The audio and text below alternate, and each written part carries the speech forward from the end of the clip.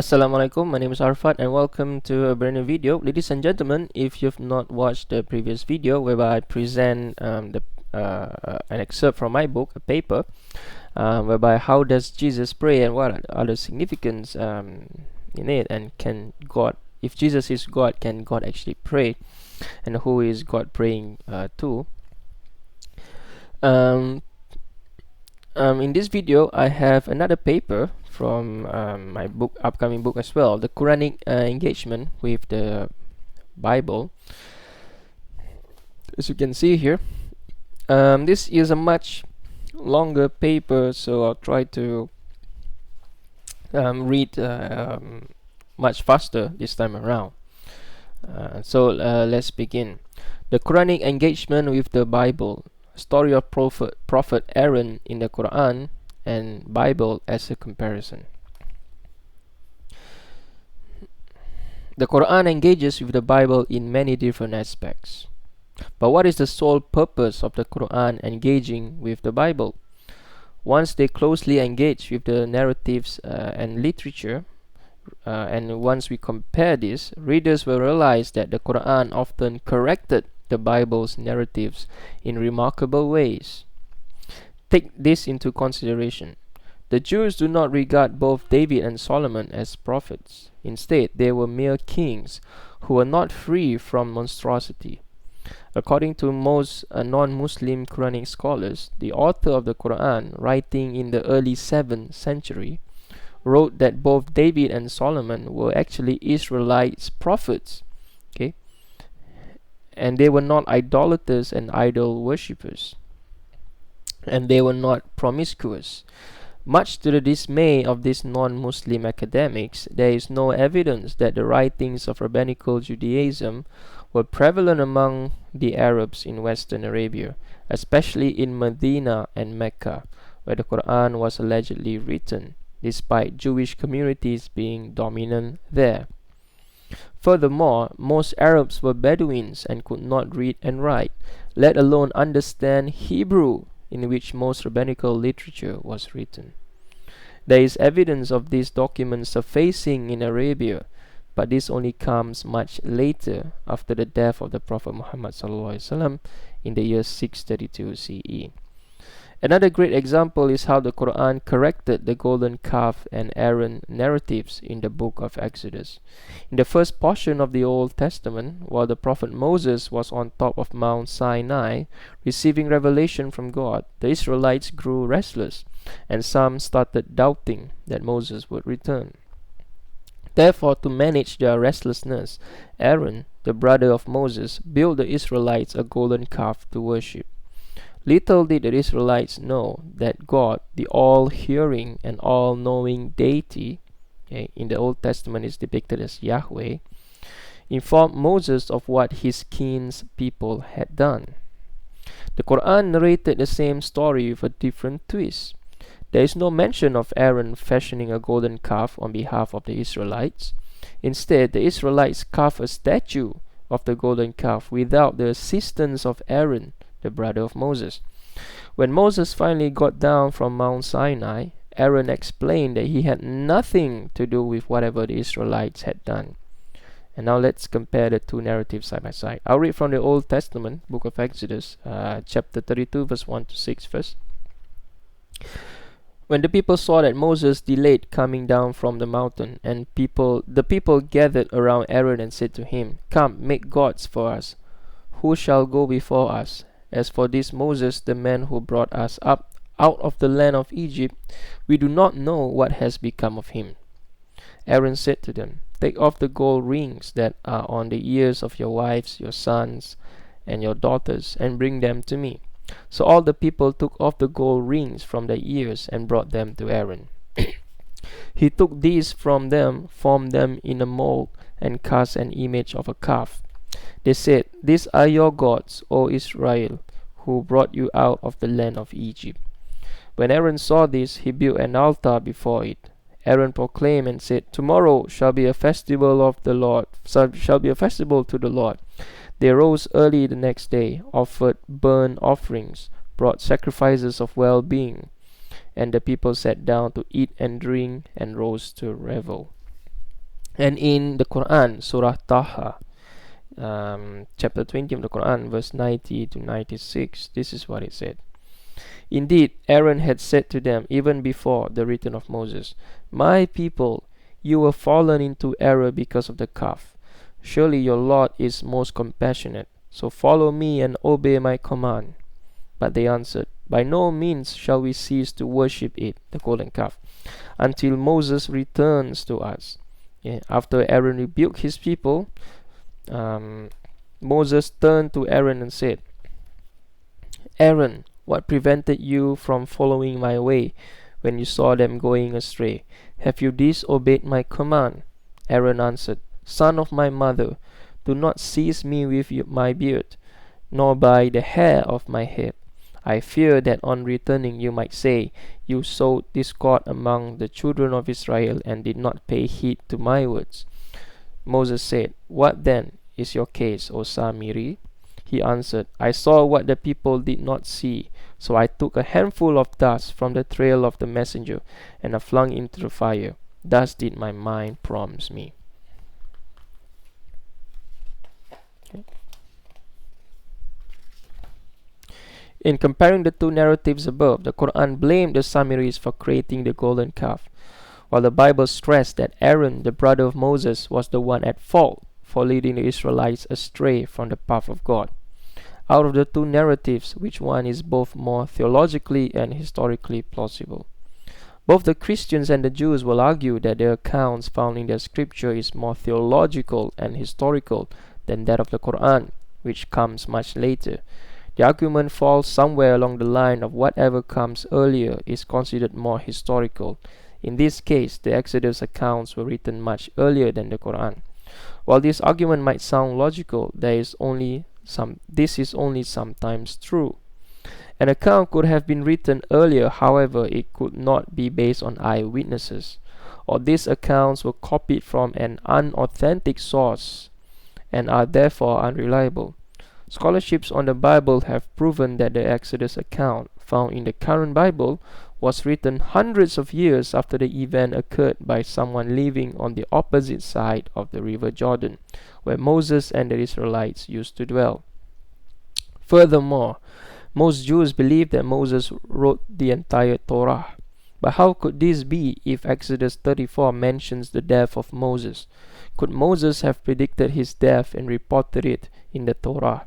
While this might convince those who believe in biblical prophecies, when examining the language and writing styles of the Torah closely, these accounts were written in the third-person narratives.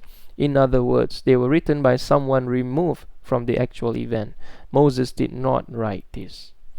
Furthermore, the normative consensus amongst biblical scholars is that the accounts of the Bible, in particular the narrative mentioned above, are deemed as not historical. The overall descriptions of the Exodus, whereby about 600,000 males of fighting age, Israelites, dwelt in the wilderness after escaping Egypt, are not plausible. If one included the men of not yet fighting age and women and their burden animals, the numbers would easily reach 2 million.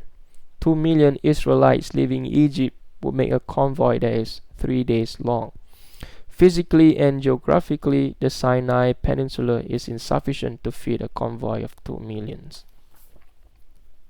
Furthermore, the population of Egypt is unable to sustain 2 million Israelites, and archaeological evidence has yet to demonstrate that there were ruins of houses in which 2 million people lived in the north of Egypt where the Israelites were.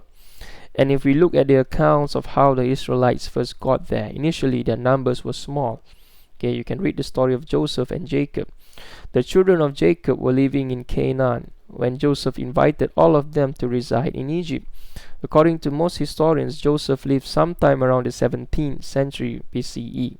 According to solid evidence, the Pharaoh of Moses was Ramses II, living sometime in the 12th century BCE. This means that from the time of Joseph to Moses, it is about 500 years, or 400 according to the Bible. Most historians and evidence from archaeology suggest that the population of ancient Canaan in the 18th century BCE was small and not hundreds of thousands. Suppose the number of Canaanites who entered Egypt at the call of Joseph was 100,000. Okay, although this number is enormous and an impossibility, but for argument's sake we will stick to it. This means that over the course of 5 or 400 years, the Israelites have multiplied by the folds to reach 2 million by the time of the Exodus. Could this have been possible, knowing that the death rate of infants in the ancient world was appallingly high?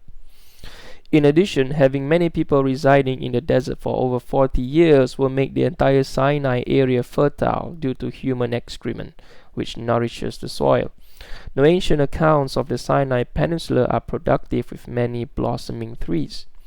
The current Sinai area has been the same for the past 3 millennia, dry and humid and barren, which is impossible to sustain the lives of around 2 million people since there are no water sources nearby. So what about the Quranic account of Aaron and the Israelites? The Quran escaped the historical judgment of modern scholars and historical methods by not mentioning the number of Israelites fleeing Egypt. And the silence in the narration of the number of Israelites does not mean that the author of the Quran is unaware of the numbers. Instead, it is not significant enough for them to be included in the narration. Contemporary scholars in the West have often questioned the silence of the Quran on this. Though the silence of the Quran might be on the number of nomads in the Sinai Peninsula, the Quran engages with the narrative of the Bible, in this case, from a different perspective. The account of the Quran is more theological than historical. As I have indicated above, the Quran freed Aaron from the accusations of blasphemy. This not only corrected the theology of Aaron, the brother of Moses, but a correction on theology simultaneously is an addendum to history. To put this into perspective, those who read the account of the golden calf in the book of Exodus have a different set of history than those who read similar statements in the Quran. Therefore, from this angle, we will briefly attempt to analyze the above narrative. Can a prophet of God be seen as committing blasphemy? Unlike the Quran, the Bible is compact with many of these accounts. Before we move further, we should find out if Aaron, the brother of Moses, is portrayed as a prophet in the Old Testament. We know that Moses was considered a prophet to the Israelites, and no Jews would doubt this. Do Jews today view Aaron as a prophet? But what is the significance of engaging in this analysis? The reason is apparent. If the Israelites believed that Aaron was a prophet, they would be mindful of attributing hideous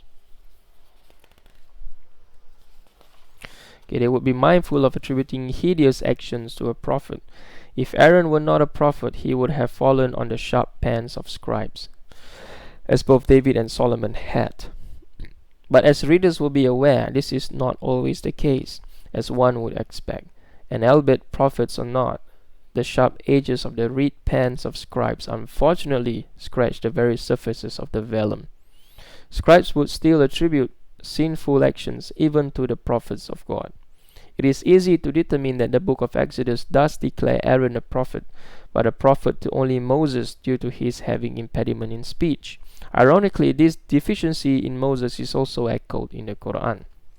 In Exodus 4:10 to 17, and also chapter 7 verse 1, Moses said to the Lord, "Pardon your servant, Lord. I have never been eloquent in the past or since you have spoken to your servant.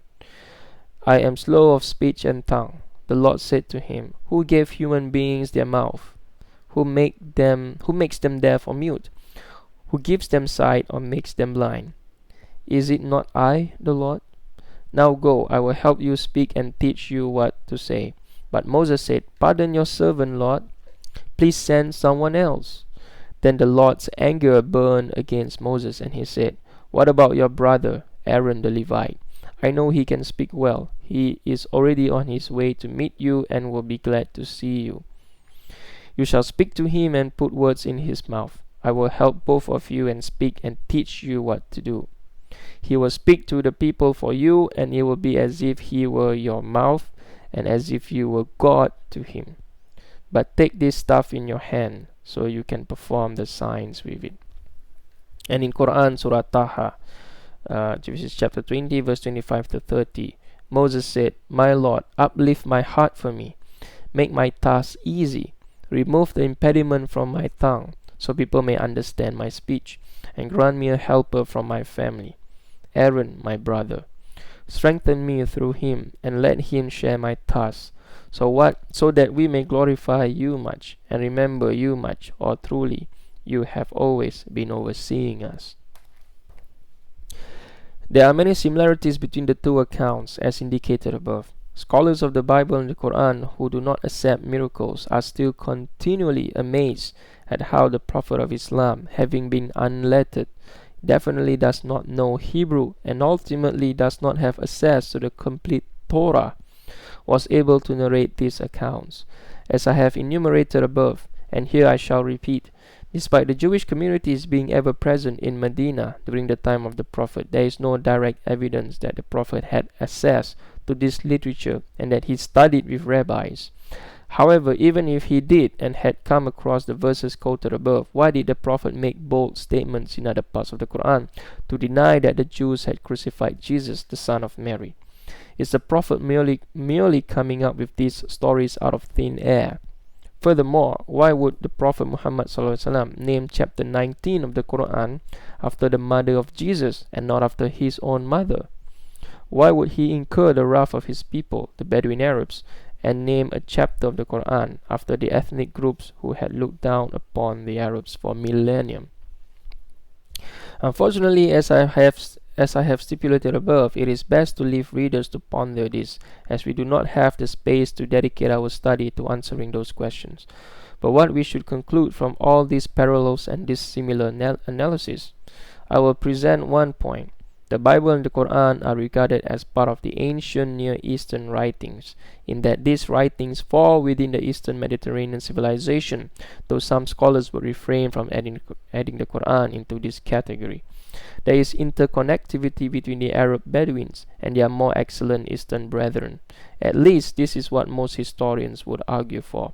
However, when one marries the conclusion these historians and scholars have proposed, these fall into the realms of educated guesswork rather than solitary evidence. As I have indicated above, there is no evidence that the Prophet Muhammad SAW had access to the vast expanse of rabbinical works of literature, whereby he would be able to present a different thesis as to whether Mary, the mother of Jesus, committed adultery, as rabbinical literature had put it, or the birth of Jesus was simply a miraculous event, as the Quran proposes. Nevertheless, the readers will need to decide for themselves. Ladies and gentlemen, thank you so much. I do have a couple of footnotes that I actually printed that I wanted to read. Okay, but throughout reading the narrative, I just kept going on the main narrative so that I would not disrupt the flow. But nevertheless, let's revisit some of these footnotes. Okay, in footnote 1 that I have here, scholarships on the Bible have proven that the Exodus account found in the current Bible was written hundreds of years after the event occurred by someone living on the opposite side of the river Jordan, where Moses and the Israelites used to dwell. Okay, so my footnote here in Deuteronomy 4:22, it says, "I will die in this land, I will not cross the Jordan, but you are about to cross over and take possession of that good land." Moses is telling the Israelites that someday they will cross the river Jordan without him. It should also be noted that God punishes Moses for his earlier lapse in this narrative. That is why Moses will not lead the Israelites across the river Jordan. The Quran did not mention this lapse by Moses, and there are strong indicators that Moses crossed the river Jordan and led his tribes people into the promised land, which is the land of Canaan. In footnote 2 that I have here, the overall descriptions of the Exodus, whereby about 600,000 males of fighting age Israelites dwelt in the wilderness after escaping Egypt, are not plausible. In the footnote I wrote, Exodus 1237. The Israelites journeyed from Ramses to Succoth, about 600,000 men on foot besides little ones. And it cross-referenced this to Numbers 11:21, 146, and 2:32. The Israelites were escaping Egypt, numbering about 600,000. Okay, while Exodus 3:39 adds another 22,000 Levites, okay, for some reason. According to Exodus 38:26 and Numbers 1:4-6-7, these figures refer to men of military age, 20 and older. Okay, adding women and children yields a population of at least 2.5 million.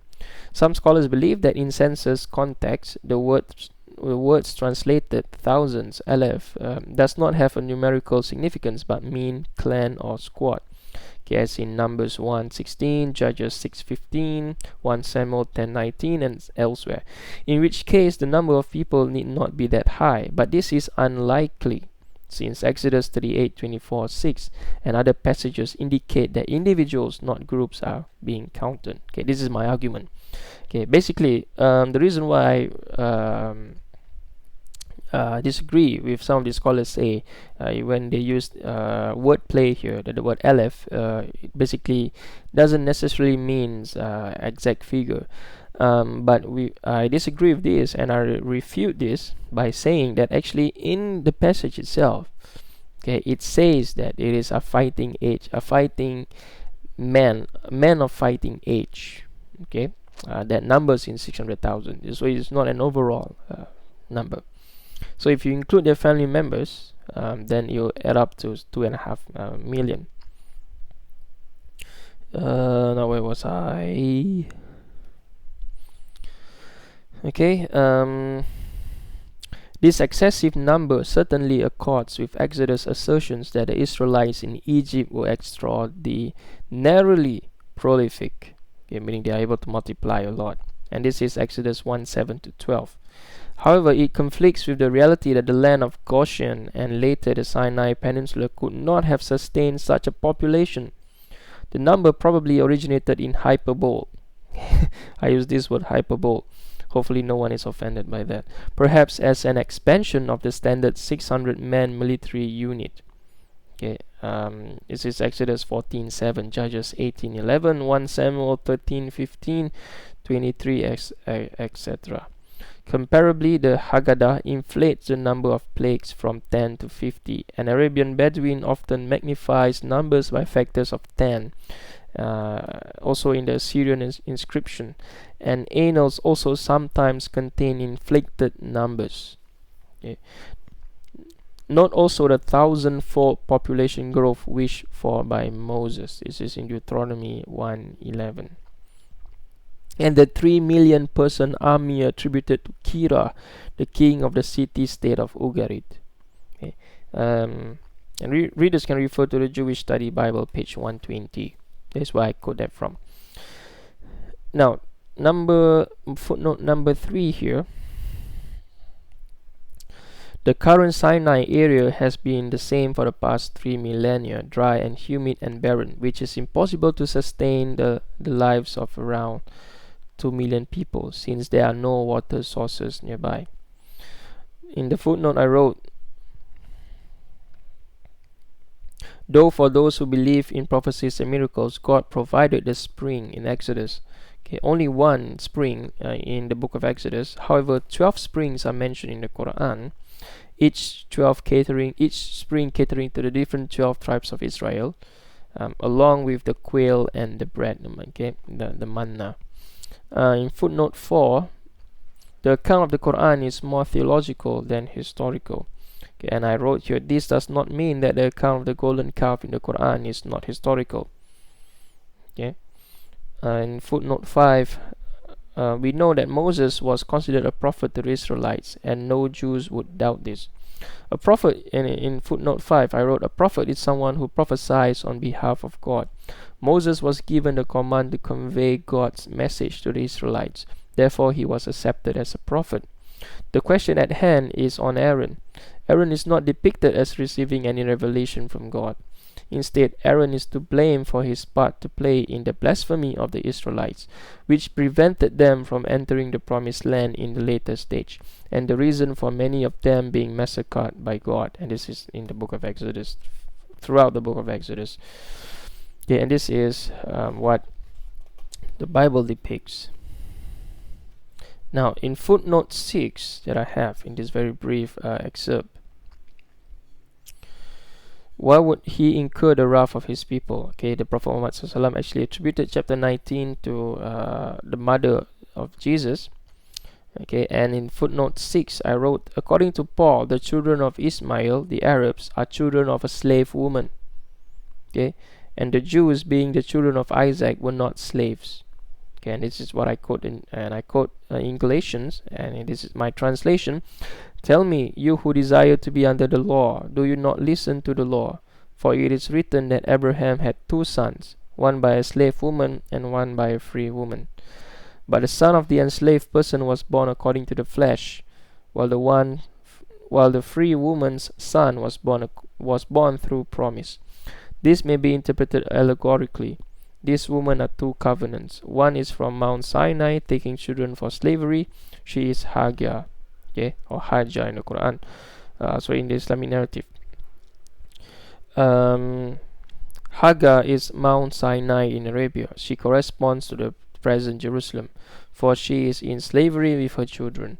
But the Jerusalem above is free, and she is our mother. This is in Galatians. Okay, this is actually from the NRSV. I've altered the translation a little bit. So, ladies and gentlemen, hopefully this 5-page paper that I read to you, you can find this in academia.edu hopefully soon, so you can critique this paper, and I'll definitely need to pay attention to your critique. Obviously this is longer because in the first part here I actually argue that the Quran's account is actually theological and not historical, but it is a theological history in a sense. I did not finish the argument because it